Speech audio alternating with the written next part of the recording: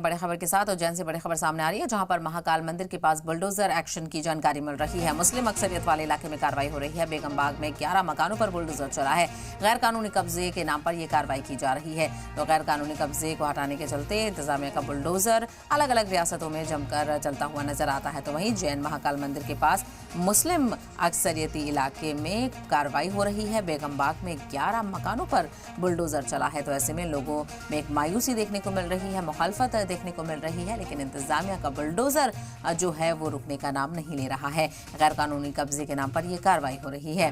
तो जैन महाकाल मंदिर के पास मुस्लिम अक्सरियत वाले इलाके में कार्रवाई, महाकाल मंदिर के पास बुलडोजर एक्शन। बेगम बाग में 11 मकानों पर बुलडोजर चलाया गया है। गैर कानूनी कब्जे के नाम पर यह कार्रवाई की जा रही है। तो गैर कानूनी कब्जा बताया जा रहा है और गैर कानूनी कब्जे पर इन दिनों बड़े पैमाने पर बुलडोजर कार्रवाई देखी जा सकती है और जबरदस्त तरीके से इंतजामिया का बुलडोजर चलता हुआ नजर आ रहा है। लोगों में एक नाराजगी है, मायूसी भी है, चूंकि जिन लोगों के ये मकान है वो खासा परेशान है, लेकिन पूरी सिक्योरिटी के साथ जो इंतजामिया का बुलडोजर है वो जबरदस्त तरीके से चलता हुआ नजर आ रहा है।